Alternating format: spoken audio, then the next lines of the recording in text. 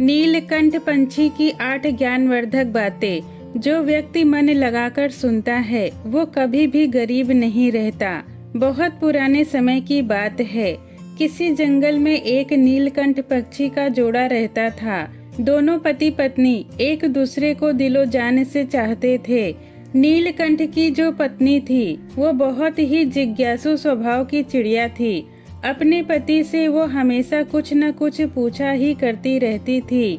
एक रात जब वे दोनों पति पत्नी गंगा के किनारे एक वृक्ष पर बैठे थे तो नीलकंठ की पत्नी अपने पति नीलकंठ से कहती है, हे पिया जी, आज मैं बहुत ही व्याकुल हूँ। आज मुझे बहुत ही ज्यादा बेचैनी हो रही है। पिया जी, ऐसा कोई उपाय करें जिससे मेरा मन हल्का हो जाए। जब नीलकंठ ने अपनी पत्नी की इन बातों को सुना तो वो अपनी पत्नी से कहता है, हे प्रिय, ऐसा क्या कारण है जिससे तुम्हारा मन इतना व्याकुल है? आखिर मुझे क्या करना होगा जिससे तुम्हारी व्याकुलता दूर हो जाए? ये सुनकर नीलकंठ की पत्नी कहती है, हे पिया जी, कोई ऐसी कहानी सुनाओ जिसे सुनकर मेरे मन को शांति मिल जाए। तब नीलकंठ कहता है, हे प्रिय, आज मैं तुम्हें एक अमीर बहन और गरीब भाई की कहानी सुनाता हूँ। आज की कहानी सुनकर तुम्हें ये पता चल जाएगा कि एक भाई और बहन का रिश्ता कैसा होता है और एक बहन भाई को अपना रिश्ता कैसे निभाना चाहिए। और साथ ही साथ तुम्हें आज की कहानी से ये जानने के लिए मिलेगा कि मनुष्य पर गरीबी क्यों आती है और किन कारणों से मनुष्य गरीब हो जाता है और गरीबी का क्या कारण होता है। आखिर ऐसे कौन से काम होते हैं जिनको करने से मनुष्य गरीबी के चंगुल में फंस जाता है। ऐसे ही कई सवालों के जवाब आज की कहानी से तुम्हें जानने के लिए मिलेगा। इसीलिए आज की कहानी बहुत ही मार्मिक और प्रेरणा देने वाली है। आज की कहानी के माध्यम से तुम्हें ज्ञान की 8 बातें पता चलने वाली है। इन बातों को सुनकर कोई भी मनुष्य बड़ी ही आसानी से अपनी गरीबी दूर कर सकता है। आज की कहानी बहुत ही ज्ञानवर्धक और शिक्षाप्रद है। इसीलिए प्रिय, आज की कहानी तुम बहुत ही ध्यान लगाकर और मन लगाकर सुनना। नीलकंठ की पत्नी कहती है, पिया जी, यदि कहानी इतनी ही अच्छी है तो आप कहानी सुनाना शुरू करें। मैं पूर्ण श्रद्धा से आज की कहानी सुनूंगी और इस कहानी में बताई गई 8 बातों को मैं जरूर ही अमल करूंगी। तब नीलकंठ अपनी पत्नी को कहानी सुनाने लगता है। नीलकंठ कहता है, हे प्रिय, बहुत पुरानी बात है। किसी नगर में एक अमीर किसान रहता था। उस किसान के घर में 2 जुड़वा संतानें जन्म लेती हैं। उन दोनों जुड़वा संतानों में एक पुत्र होता है और एक पुत्री होती है। किसान अपने पुत्र का नाम रोहित रखता है और पुत्री का नाम माया रख देता है। धीरे धीरे रोहित और माया बड़े होने लगते हैं। जब उनकी आयु विवाह के योग्य हो जाती है तब किसान को अपने बच्चों की विवाह की चिंता सताने लगती है। एक दिन किसान किसी काम से अपने पास के शहर में जाता है तो वहां पहुंचकर उसे एक व्यापारी का पुत्र बहुत पसंद आ जाता है और उस व्यापारी के पुत्र के साथ वो किसान अपनी पुत्री माया का विवाह कर देता है। इस प्रकार माया अपने मायके से विदा होकर अपने ससुराल चली जाती है। इधर बेटी को विदा करने के बाद वो किसान अपने बेटे के विवाह के बारे में सोचने लगता है और सोचता है कि मेरी बेटी तो अपने घर द्वार की हो गई, अब मुझे अपने पुत्र का भी विवाह कर देना चाहिए। यदि मेरे पुत्र का विवाह हो गया तो मैं अपना बचा हुआ शेष जीवन अपने बेटे बहू के साथ रहकर आराम से व्यतीत करूंगा। इतनी कहानी सुनाकर नीलकंठ अपनी पत्नी से कहता है, हे प्रिय, ईश्वर की लीला बड़ी ही निराली है। परमात्मा न जाने कब किसे अमीर बना दे और कब किसे गरीब बना दे, इसके बारे में कोई नहीं जानता। उस अमीर किसान के साथ भी कुछ ऐसा ही होता है। एक दिन वो किसान किसी भयानक बीमारी के चपेट में आ जाता है। किसान का बेटा जब अपने पिता को ऐसी हालत में देखता है तो वो बहुत ही दुखी और निराश हो जाता है और वो अपने पिता का अच्छे वैद्य हकीमों से इलाज करवाता है और अपने पिता के लिए महंगी सी महंगी दवाइयाँ लेकर आता है। इस प्रकार अपने पिता का इलाज करवाते करवाते रोहित एकदम से कंगाल हो जाता है, लेकिन फिर भी पिता की हालत में किसी भी प्रकार का सुधार नहीं होता। जब कोई भी दवा उस किसान की बीमारी में कोई भी फर्क नहीं पहुंचाती, तो किसान एक दिन अपने बेटे रोहित को अपने पास बुलाता है और बड़े ही प्यार से समझाता है, बेटा, जब भी कोई समस्या मनुष्य के सामर्थ्य से बाहर हो जाए, जब उसका कोई भी निवारण ना मिले, तो ऐसे समय में उस समस्या को ईश्वर के भरोसे छोड़ देना चाहिए। इसीलिए पुत्र, अब तुम मेरी चिंता छोड़ो और अपने भविष्य के बारे में सोचो। मेरा क्या है, मुझे आज नहीं तो कल इस संसार को छोड़कर जाना ही है। इसीलिए पुत्र, मेरी चिंता छोड़ो और अपना विवाह करके अपनी घर गृहस्थी को आगे बढ़ाओ। अपने पिता के मुख से ऐसी बातें सुनकर रोहित चुप हो गया। आखिर वो बेचारा कर भी क्या सकता था। उसके घर में जो भी जमा पूंजी थी वो तो पहले ही पिता के इलाज में खर्च हो चुकी थी।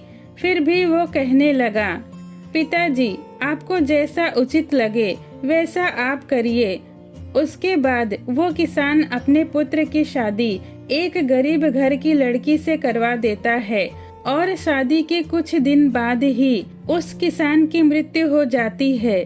रोहित अपने पिता की मृत्यु के बाद पूरी रीति रिवाज के साथ उसका अंतिम संस्कार करता है। रोहित का घर, खेत खलिहान तो पहले ही पिता के इलाज में बिक चुके थे और जो कुछ जमा पूंजी बची थी वो पिता के अंतिम संस्कार में खत्म हो गई। इस प्रकार रोहित बहुत ही दीन और गरीब हो गया। गरीब होने के बाद रोहित गांव के बाहर एक झोपड़ी बनाकर उसमें अपनी पत्नी सुशीला और बच्चों के साथ रहने लगता है और दूसरों के खेतों में मेहनत मजदूरी करके अपनी पत्नी और बच्चों का पेट पालने लगता है। उधर रोहित की बहन माया, जिसका विवाह एक धनी व्यापारी के साथ हुआ था, उसे जब अपने भाई की स्थिति के बारे में पता चला तो वो अपने भाई से घृणा करने लगी। वो मन में सोचने लगी कि मेरा भाई तो अब बिल्कुल ही कंगाल हो चुका है, उसका घर द्वार बिक चुका है, अब उसके पास एक फूटी कौड़ी भी नहीं बची है। यदि ऐसी हालत में वो मेरे ससुराल आता है तो उसे देखकर मेरी देवरानी और जेठानी मेरा बहुत ही अपमान करेंगी और मजाक उड़ाएंगी कि मेरे पीहर वाले तो बिल्कुल ही कंगाल है। ऐसे में तो मेरी बहुत ही बदनामी होगी। इस कारण से माया अपने भाई से रिश्ता तोड़ देती है। न तो माया अपने भाई को अपने ससुराल बुलाती है और न ही कभी अपने भाई के घर जाती है। रोहित को भी ये बात अच्छे से पता थी कि मेरी बहन मुझसे इतना नफरत क्यों करती है, इसीलिए रोहित भी अपनी बहन के ससुराल कभी नहीं जाता। इस तरह से माया अपने ससुराल में बहुत ही आराम से अपना जीवन जीती है। इधर रोहित मेहनत मजदूरी करके अपनी पत्नी सुशीला के साथ गरीबी के दिन काट रहा था। इतनी कहानी सुनाकर नीलकंठ अपनी पत्नी से कहता है, हे प्रिय, जब इस तरह कुछ साल बीत जाते हैं तो माया की लड़की की शादी तय हो जाती है। लेकिन माया ने अपने भाई रोहित को किसी भी प्रकार का कोई निमंत्रण नहीं देती। लेकिन जब रोहित को पता चलता है कि उसकी भांजी की शादी होने वाली है तो रोहित बहुत ही खुश हो जाता है और अपनी पत्नी सुशीला से कहता है कि मेरी भांजी की शादी है, हम सबको माया के ससुराल जाना होगा। जब सुशीला को पता चलता है कि ननंद की बेटी की शादी है तो वो भी इस बात को सुनकर खुश हो जाती है और सोचने लगती है कि चलो इसी बहाने कम से कम मैं अपनी ननंद से मिल तो लूंगी, फिर सुशीला अपने पति से कहती है, पिया जी, ये तो बहुत ही अच्छी बात है कि हमारी भांजी की शादी है। मैं आपके साथ जरूर चलूंगी, लेकिन पहले ये बताइए कि क्या हमारी ननंद रानी ने हमें निमंत्रण भेजा है? अपनी पत्नी की बातें सुनकर रोहित चुप हो जाता है। फिर थोड़ा रुक कर कहता है, हे प्रिय, न्योता तो नहीं आया है। मुझे भी ये खबर किसी और से ही पता चली है कि हमारी भांजी की शादी है, लेकिन क्या फर्क पड़ता है तो हमारी ही बहन की बेटी। सुशीला अपने पति से कहती है, पिया जी, आपकी बात तो सही है कि आपकी भांजी की शादी है, लेकिन बिना निमंत्रण ननंद के ससुराल जाना मुझे उचित नहीं लगता और आपको भी वहां नहीं जाना चाहिए। तब रोहित अपनी पत्नी को समझाता है कि हे प्रिय, माया के ससुराल वाले बड़े आदमी हैं, उन्हें हमारी याद नहीं रही होगी और ये भी तो हो सकता है कि उन्होंने न्योता हमें भेजा हो, लेकिन न्योता वाला पर्चा हम तक ना पहुंचा हो। इसीलिए प्रिय, तुम किसी भी प्रकार की सोच विचार मत करो और मेरे साथ तुम माया के ससुराल चलो। अपने पति की इन बातों को सुनकर सुशीला कहने लगी, पिया जी, यदि आप जाना चाहते हो तो आप जा सकते हो, लेकिन बिना न्योता निमंत्रण के मैं वहाँ नहीं जाऊंगी।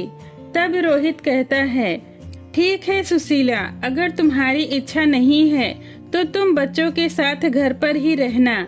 मैं ही अकेले माया के ससुराल चला जाता हूँ।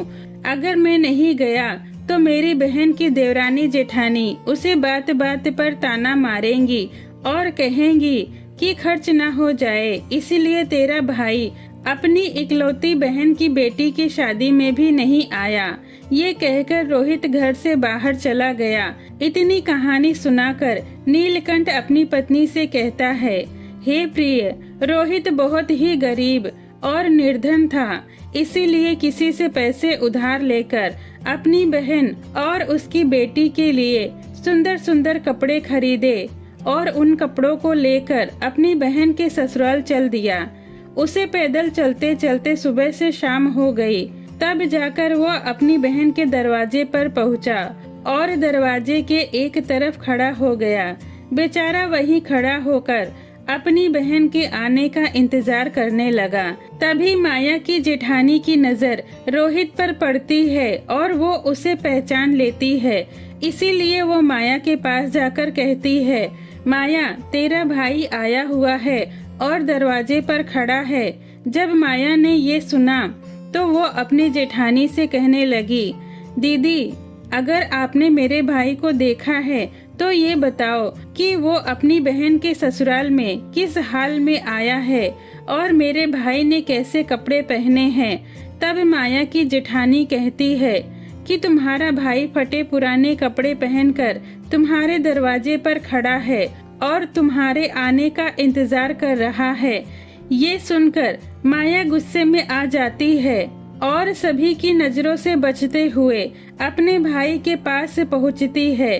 रोहित जब अपनी बहन माया को अपनी तरफ आते हुए देखता है तो खुशी के मारे उसका चेहरा खिल जाता है। अपनी बहन को देखकर रोहित की आंखों में खुशी के आंसू टपकने लगते हैं, लेकिन माया अपने भाई को साथ में लेकर सबकी नजरों से बचते हुए अपने घर के सबसे अंदर वाले कमरे में ले जाती है और पूछने लगती है, भैया, तुम्हारे पास किसने न्योता भेजा जो तुम यहाँ चले आए? तब रोहित कहने लगा, बहन, तुमने तो अपने भाई को बिल्कुल ही भुला दिया, लेकिन कहीं से मुझे पता चला कि मेरी भांजी की शादी है, इसीलिए मैं तुम्हारे और तुम्हारी बेटी के लिए नए कपड़े लेकर आया हूँ। रोहित की इन बातों को सुनकर माया कहने लगती है, भैया, तुम्हें इस तरह बेशर्मों की तरह मेरे घर नहीं आना चाहिए था। तुम इस तरह फटे पुराने कपड़े पहनकर मेरे घर पर चले आए। कम से कम अपनी नहीं तो मेरी इज्जत का तो ख्याल किया होता, मेरे मान सम्मान का ख्याल किया होता। तुम्हारी तो कोई इज्जत नहीं है, लेकिन कम से कम हमारी इज्जत का तो ख्याल किया होता। माया के ऐसे कटु शब्द सुनकर रोहित का कलेजा छलनी हो गया। तब रोहित अपनी बहन के कदमों में गिरकर माफी मांगने लगा और कहने लगा, बहन, आज के लिए तो मुझे क्षमा कर दो। मुझे नहीं पता था कि मेरी वजह से तुम्हारी इतनी बदनामी होगी, और मुझे पता होता कि मेरी वजह से तुम्हारी बेइज्जती होगी तो मैं यहाँ कभी नहीं आता। बहन, मैं तो ये सोचकर आया था कि मेरी भांजी की शादी है, अगर मैं नहीं पहुँचा तो मेरी बहन की देवरानी जेठानी उसे ताना मारेंगी। रोहित की इन बातों को सुनकर माया का गुस्सा थोड़ा शांत होता है तो वो कहने लगी, चलो ठीक है, अगर तुम यहाँ आ ही गए हो तो मेरी एक बात ध्यान से सुन लो। जब तक मेरी बेटी की शादी नहीं हो जाती तब तक तुम इसी कमरे में बंद रहना, और भूल कर भी इस कमरे से बाहर निकलने की गलती मत करना। जब भोजन बन जाएगा तो मैं तुम्हारे लिए भोजन की थाली इसी कमरे में ले आऊंगी। तुम भोजन करके चुपचाप पिछले दरवाजे से अपने घर चले जाना। रोहित कहने लगा, ठीक है बहन, मैं आज रात ही तुम्हारी ससुराल से चला जाऊंगा, लेकिन बहन तुम इन कपड़ों को तो रख लो जो मैं तुम्हारे लिए बड़े प्यार से लेकर आया हूँ। तब माया उन कपड़ों को लेकर कमरे से बाहर चली गई और जाते समय बाहर से कमरे की कुंडी लगा गई। रोहित उस अंधेरे कमरे में बैठकर अपनी बहन के आने का इंतजार करने लगा। इतनी कहानी सुनाकर नीलकंठ चुप हो गया। तब उसकी पत्नी कहती है, हे पिया जी, ये कहानी तो बहुत ही प्यारी है, आगे सुनाओ ना, इस कहानी में आगे क्या होता है। तब नीलकंठ कहानी को आगे बढ़ाते हुए कहता है, हे प्रिय, इधर रोहित उस अंधेरे कमरे में बैठा हुआ अपनी बहन के लौटने का इंतजार करने लगा कि मेरी बहन मेरे लिए भोजन लेकर आती ही होगी। आज तो मुझे भी स्वादिष्ट भोजन खाने के लिए मिलेगा। लेकिन उधर वो निर्मोही बहन अपने भाई को उस कमरे में बंद करके अपने घरेलू कामों में लग जाती है, और शादी के काम में वो इतनी व्यस्त हो जाती है कि उसे याद भी नहीं रहता कि मेरी माँ का जन्मा भाई मेरे यहाँ कमरे में बंद मेरे लौटने का इंतजार कर रहा है। इधर जैसे जैसे समय बीत रहा था, रोहित भूख प्यास से छटपटाने लगा और उसकी हालत भी खराब होने लगी। तब रोहित अपनी बहन को आवाजें लगाने लगा, लेकिन उसकी आवाज किसी को सुनाई ना दी। इस तरह उस अंधेरे कमरे में बंद हुए रोहित को 3 दिन बीत जाते हैं। कमरे में बंद रोहित को अपनी बीवी बच्चों की याद सताने लगती है। रोहित सोचने लगता है, यदि कोई यहाँ नहीं आया तो इसी कमरे में बंद मैं तो मर ही जाऊंगा। अगर मैं मर गया तो मेरी बीवी बच्चों का क्या होगा। मेरे न रहने पर मेरे बीवी बच्चों का कैसे पालन होगा। रोहित यही सोचते सोचते बेहोश होने लगा कि तभी किसी काम की वजह से माया की जेठानी उस कमरे के पास से गुजरी। जब रोहित के कानों में माया की जेठानी के पैरों की पायल की आवाज सुनाई दी, तब रोहित अपनी पूरी ताकत लगाकर उस दरवाजे को पीटने लगा। जब माया की जेठानी के कानों में उस दरवाजे के खटखटाने की आवाज आई तो वो दरवाजे को खोलकर देखती है और रोहित को देखकर उससे पूछने लगती है, भैया, तुम्हें इस कमरे में किसने बंद कर दिया। रोहित ने उसकी इस बात का कुछ जवाब नहीं दिया। तब माया की जेठानी उससे दोबारा पूछती है तो रोहित इस बात को छुपा लेता है कि मेरी बहन माया ने ही मुझे इस कमरे में बंद कर दिया था। उसकी जगह वो ये झूठ बोल देता है, मैं इस कमरे में आराम कर रहा था, तभी किसी ने गलती से बाहर से इस कमरे की कुंडी लगा दिया और मैं इस कमरे में बंद होकर अकेले छटपटा रहा था। बहन, अगर आज तुम नहीं आती तो मेरे प्राण पखेरु उड़ जाते। इतना कहकर रोहित घर के पिछले दरवाजे से चुपचाप निकल जाता है और अपने घर की तरफ चल देता है। 3 दिन का भूखा प्यासा बेचारा रोहित जब बहुत दूर तक निकल जाता है तो उसे चक्कर आने लगते हैं। जैसे ही वो चक्कर खाकर गिरने वाला होता है तभी कहीं से एक बूढ़ी माँ आ जाती है और वो बूढ़ी माँ रोहित को गिरने से पहले ही संभाल लेती हैं। थोड़ी देर के बाद जब रोहित को होश आता है तो वो ये देखता है कि वो एक बूढ़ी माँ की गोद में लेटा है और वो बूढ़ी माँ एक पंखा लेकर हवा कर रही है। होश आने के बाद रोहित खड़ा होकर उस बूढ़ी माँ को प्रणाम करता है और कहता है, माँ आप कौन हैं? इतनी कहानी सुनाकर नीलकंठ थोड़ा आराम करता है। फिर थोड़ी देर के बाद कहानी को आगे बढ़ाते हुए अपनी पत्नी से कहता है, सुनो प्रिय, रोहित जिस बूढ़ी माँ की गोद में लेटा हुआ था वो कोई और नहीं साक्षात माँ लक्ष्मी थी, क्योंकि रोहित की पत्नी माँ लक्ष्मी की बहुत बड़ी भक्त थी और वो हमेशा उनकी पूजा किया करती थी और पूर्ण श्रद्धा भाव से उनकी भक्ति करती थी। इसीलिए जब रोहित चक्कर खाकर गिरने वाला था उसी समय देवी माँ प्रकट होकर उसे बचा ली और उसका सर अपने गोद में रख कर उसे सुला ली। जब रोहित को होश आया तो वो देवी माँ को प्रणाम करके अपने घर की तरफ चलने लगा। तब देवी माँ ने उससे पूछा, बेटा तुम कहाँ से आ रहे हो और कहाँ जा रहे हो? तब रोहित बताने लगा, माँ मेरी भांजी की शादी थी, इसी वजह से मैं अपनी बहन के ससुराल गया था और मैं वहीं से आ रहा हूँ और अपने घर जा रहा हूँ। बूढ़ी माँ रोहित से कहती है, बेटा अगर तुम बुरा ना मानो तो मैं तुमसे एक बात पूछना चाहती हूँ। तब रोहित कहता है, माँ पूछो, आप मुझसे क्या पूछना चाहती हो? तब बूढ़ी माँ कहती है कि बेटा तुम अपनी बहन के घर से आ रहे हो और जैसा कि तुमने बताया कि वहाँ पर शादी थी, तो तुम लौटकर खाली हाथ कैसे आ रहे हो? क्या तुम्हारी बहन ने तुम्हारी बेबी बच्चों के लिए कुछ भी नहीं दिया? बूढ़ी माँ की इन बातों को सुनकर रोहित की आंखों में आंसू आ गए। तब रोहित ने बूढ़ी माँ से कहा, माँ अब मैं आपसे क्या छुपाऊं? आपने तो मेरी जान बचाई है। और फिर रोहित ने बूढ़ी माँ को पूरी घटना बता दी जो उसके साथ घटी थी। रोहित की पूरी बात सुनने के बाद बूढ़ी माँ कहती है, बेटा तुम किसी भी प्रकार की चिंता मत करो, जो हुआ उसे भूल जाओ और यहाँ से कुछ ही दूरी पर मेरा एक बगीचा है। उस बगीचे में अनेकों प्रकार के फल लगे हैं। तुम उस बगीचे में चलकर पहले कुछ फल खाकर अपना पेट भर लो, क्योंकि तुमने 3 दिनों से कुछ भी नहीं खाया है। और जब तुम्हारा पेट भर जाए तो कुछ फल अपनी बीवी बच्चों के लिए भी तोड़ लेना। और जब तुम्हारी पत्नी पूछे कि तुम्हारी बहन ने क्या दिया है तो तुम कहना कि मेरी बहन ने तुम लोगों के लिए ये फल भेजा है। बेटा ऐसा कहने से तुम अपनी बीवी बच्चों के सामने शर्मिंदा होने से बच जाओगे और इससे तुम्हारा मान सम्मान भी बचा रहेगा।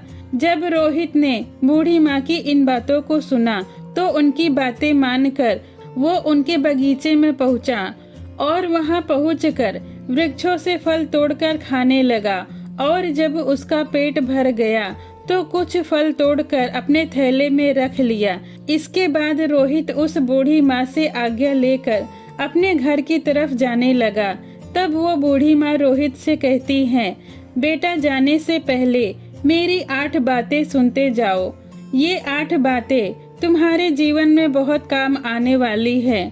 उसके बाद वो बूढ़ी माँ ने रोहित को 8 बातें बताई और उन 8 बातों को सुनकर रोहित अपने घर की तरफ चल दिया। जब रोहित अपने घर पहुंचा तो उसके छोटे छोटे बच्चे और उसकी पत्नी उसके पास आए और पूछने लगे, पिताजी आप बुआ के घर से आ रहे हैं, बुआ ने हमारे लिए क्या भेजा है?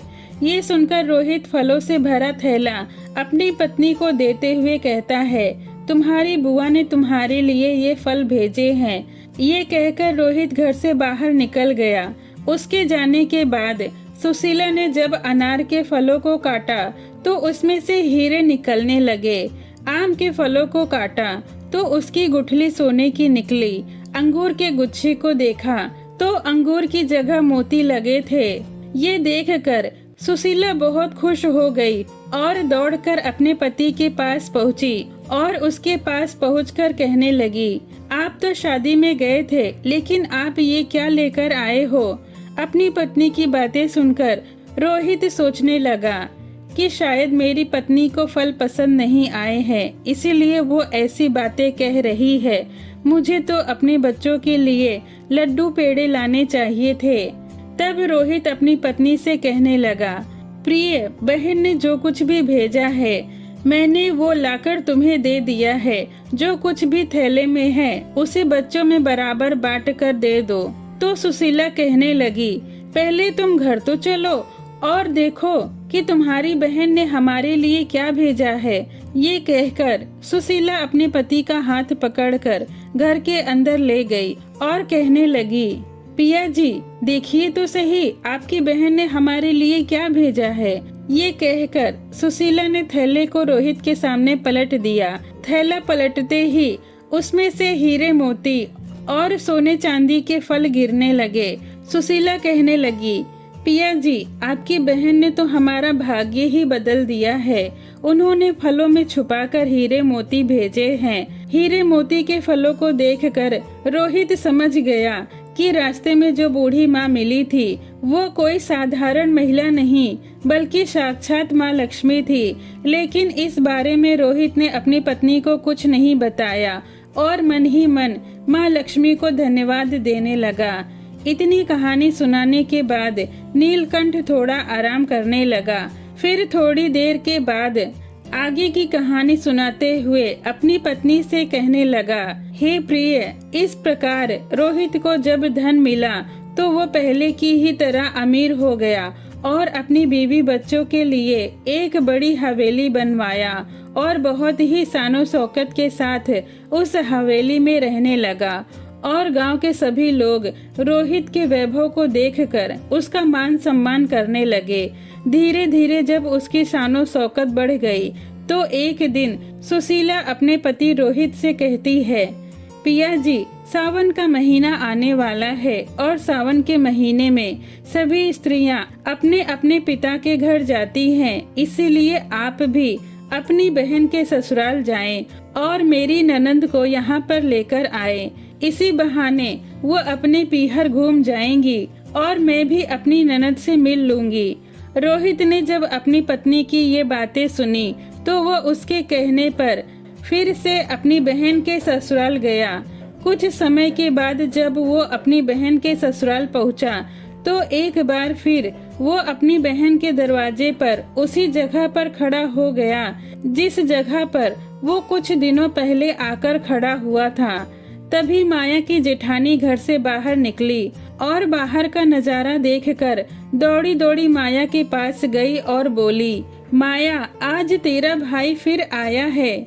जेठानी की बातें सुनकर माया कहने लगी, दीदी, कोई भी भिखारी मेरा भाई नहीं हो सकता, मेरा कोई भाई नहीं है। माया इसलिए ऐसा कह रही थी क्योंकि वो उसे अभी भी गरीब ही समझ रही थी। लेकिन तब उसकी जेठानी ने उसे बताया कि आज तुम्हारा भाई भिखारी की तरह नहीं बल्कि राजा महाराजा की तरह आया है। उसे देखकर ऐसा लग रहा है जैसे वो किसी देश का राजा है।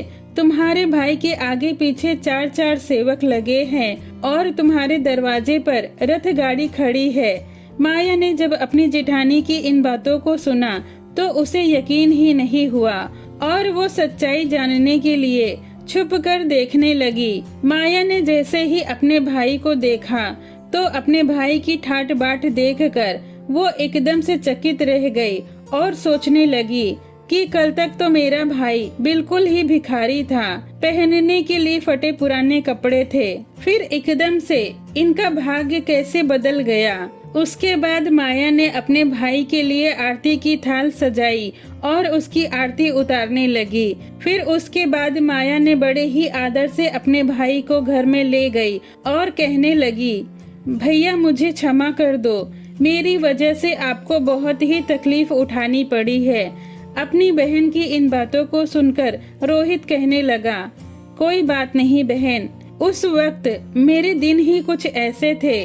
तुम्हारी गलतियों के लिए तो मैंने तुम्हें कब का क्षमा कर दिया है। अब तुम इन बातों को छोड़ो और मेरे साथ चलने की तैयारी करो। बहन, मैं तुम्हें लेने के लिए आया हूँ। तुम्हें मेरे साथ मेरे घर चलना है। तुम्हें बुलाने के लिए तुम्हारी भाभी ने मुझे यहाँ भेजा है। ये सुनकर माया खुशी खुशी अपने भाई के घर पर जाने के लिए तैयारी करने लगी और तैयार होकर माया अपने भाई के रथ में बैठ गई। जब माया अपने भाई के घर पर पहुंची तो उसकी शानो शौकत देखकर एकदम दंग रह गई। माया ने देखा कि एक बहुत ही आलीशान हवेली है जिसमें ढेरों नौकर चाकर लगे हैं और अन्न धन के भंडार भरे हैं। ये सब देखकर माया एकदम हैरान रह गई और उधर रोहित की पत्नी सुशीला अपनी ननद की खूब खातिर बात करने लगी और उसे पलकों पर बिठाकर रखती। सुशीला को तो यही लगता था कि आज जो हमारी ये शानो शौकत है ये मेरी ननद माया की ही वजह से है। अपनी ननद की मदद से ही आज हम यहाँ तक पहुँचे हैं, क्योंकि रोहित ने अपनी पत्नी को ये सच्चाई बताई ही नहीं थी कि ये सब माया की वजह से नहीं बल्कि माँ लक्ष्मी की वजह से मिला है। क्योंकि सुशीला को सच्चाई नहीं पता थी, इसी वजह से वो अपनी ननद की खूब सेवा करती और उसका ख्याल रखती। कुछ दिन बीत जाने के बाद जब रोहित की बहन माया का ससुराल जाने का समय हो गया, तब सुशीला अपने पति से कहती है, पिया जी, कल आपकी बहन अपने ससुराल चली जाएंगी, इसीलिए आप बाजार जाइए और बाजार से उनके लिए कोई अच्छा सा उपहार लेकर आइए। सुशीला की बातों को सुनकर रोहित घर से बाहर चला गया और बाहर जाकर एक मोची की दुकान पर गया और मोची से कहने लगा, मोची भाई, मुझे अपनी बहन के लिए बोलने वाली जूती बनवानी है। क्या तुम मेरी बहन के लिए ऐसी बोलने वाली जूती बना सकते हैं? मोची कहने लगा, सेठ जी, मैं बोलने वाली जूती तो बना सकता हूँ, लेकिन उसके लिए बहुत पैसे खर्च करने पड़ेंगे। तब रोहित कहने लगा, मोची भाई, मैं तुम्हें मुंह मांगे रुपए दूंगा, लेकिन तुम मेरी बहन के लिए एक ऐसी जूती बनाओ कि जब वो पहन कर चले तो वे जूतियां बारी बारी से इन 8 बातों को दोहराए।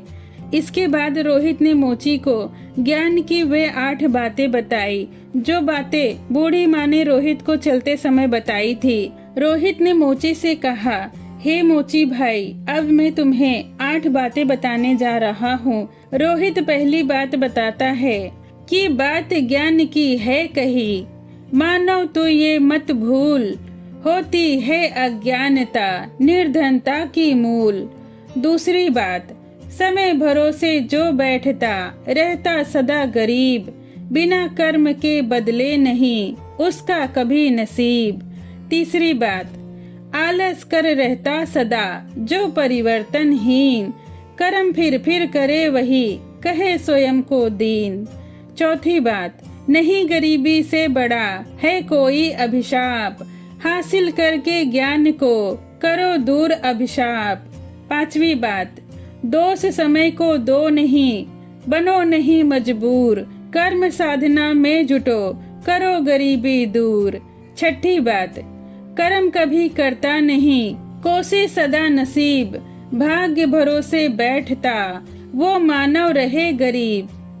सातवीं बात, अज्ञानी पर ही सदा करे गरीबी वार, विजयी होता युद्ध में ज्ञान सदा हथियार। आठवीं और आखिरी बात बताते हुए रोहित कहने लगा, हे मोची भाई, जब मेरी बहन अपना 8वां कदम रखे तो वे जूतियां बस यही बात बोले।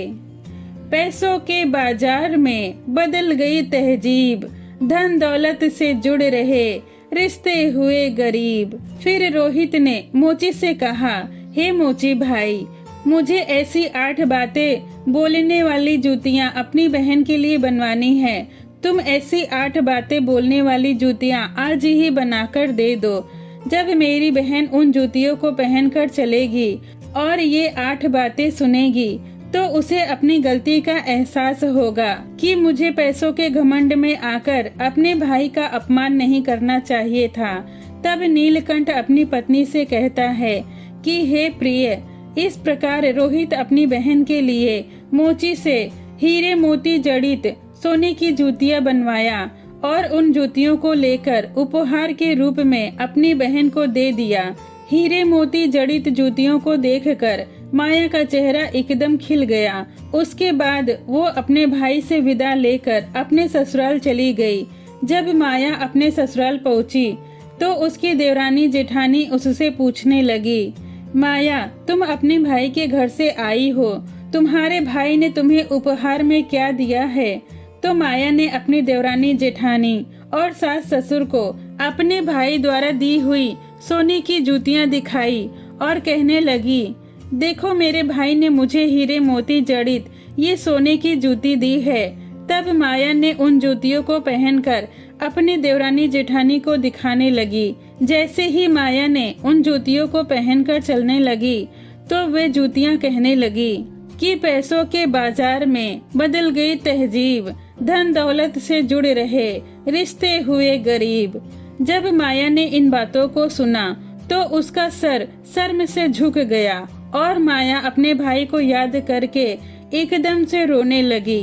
तब उसकी देवरानी जेठानी ने उससे पूछा, माया, क्या हुआ? तुम अचानक से क्यों रोने लगी? तब माया ने अपनी देवरानी जेठानी को बताया कि दीदी, मैंने पैसों के घमंड में आकर अपने भाई का कितना अपमान किया, उसे कितना भला बुरा कहा। मैंने अपने भाई को एक गिलास पानी भी नहीं दिया। इसके बाद भी मेरे भाई ने देखो कितनी कीमती जूतियां बनवाकर मुझे दी है। अब मुझे अपने आप से घृणा हो रही है। अब मैं जीना नहीं चाहती हूँ। तब माया की जेठानी उसे समझाते हुए कहती है कि माया, जो कुछ भी हुआ उसे तुम भूल जाओ। अब आगे से याद रखना कि कभी किसी के साथ ऐसा बर्ताव मत करना, क्योंकि जो भी व्यक्ति धन दौलत पर घमंड करता है तो उससे माँ लक्ष्मी हमेशा के लिए दूर चली जाती हैं। इसीलिए मेरी ये 8 बातें हमेशा याद रखना। उसके बाद माया की जेठानी ने उसे 8 बातें बताई। माया की जेठानी उसे पहली बात बताते हुए कहती है, माया, जो व्यक्ति रात्रि के समय रसोई में जूठे बर्तन रखता है और खाने पीने की चीजों को बर्बाद करता है, ऐसा व्यक्ति बहुत ही जल्दी गरीब हो जाता है। दूसरी बात, जिस घर में स्त्रियों का अपमान होता है, उसकी इज्जत नहीं की जाती, उस घर में भी माँ लक्ष्मी ज्यादा दिनों तक वास नहीं करती। तीसरी बात, जिस घर की स्त्रियां सूर्य अस्त होने के बाद घर में झाड़ू लगाती हैं या फिर चूल्हा चौक करती हैं, ऐसे परिवार वाले लोग भी बहुत जल्द ही गरीब हो जाते हैं। चौथी बात, जिस घर परिवार के लोग पैसों की कदर नहीं करते, बेफजूल की खरीदारी में पैसे बर्बाद करते हैं, ऐसे घरों से भी माता लक्ष्मी रूठ कर चली जाती हैं। पांचवी बात, जो लोग पैसा आने के बाद उस पैसे के घमंड से दूसरों के मान सम्मान प्रतिष्ठा को ठेस पहुंचाते हैं या फिर अपने धन के बलबूते पर दूसरों को परेशान करते हैं, ऐसे घरों से भी माता लक्ष्मी बहुत ही जल्दी विदा ले लेती हैं। छठी बात, जिस घर के लोग अपने कर्तव्य का पालन नहीं करते, जो नियमित नहीं रहते, अर्थात अपने कार्यों को कल पर टालते हैं, ऐसे घरों से भी माता रूठ कर दूर चली जाती हैं। सातवीं बात, जिस घर परिवार के लोग अपने से बड़े लोगों की इज्जत नहीं करते, अपने से बड़ों का कहना नहीं मानते या फिर उन्हें कटु शब्द कहते हैं, ऐसे लोगों को भी गरीबी का सामना करना पड़ता है। आठवीं और अंतिम बात, जिस घर परिवार के लोग अपने मेहमानों का सम्मान नहीं करते, उनका आदर भाव सेवा सत्कार नहीं करते या फिर अपने दरवाजे से किसी भिखारी को खाली हाथ लौटाते हैं, तो ऐसे घरों से भी माता रूठ कर दूर चली जाती हैं। इस प्रकार माया की जेठानी ने उसे ये 8 बातें बताई और उससे कहती है, हे बहन, मेरी इन बातों को तुम गांठ बांध लेना। इधर नीलकंठ अपनी पत्नी से कहता है, हे प्रिय, माया उन जूतियों की बातें सुनकर और अपनी जेठानी की बातें सुनकर एकदम बदल गई। उसे समझ आ गया कि धन दौलत तो आनी जानी है, धन दौलत पर घमंड नहीं करना चाहिए। ईश्वर न जाने कब किसे अमीर बना दे और कब किसे गरीब बना दे, इस बात का किसी को पता नहीं चलता। उसकी समझ में ये भी आ गया कि पैसों के घमंड में आकर कभी भी किसी का अपमान या अनादर नहीं करना चाहिए। तो दोस्तों, ये थी आज की कहानी। आशा है आप सभी को ये पसंद आई होगी। पसंद आई हो तो जय माँ लक्ष्मी कमेंट में जरूर लिखें। वीडियो को लाइक करें, मेरे चैनल को सब्सक्राइब करें। ये वीडियो देखने के लिए आपका धन्यवाद।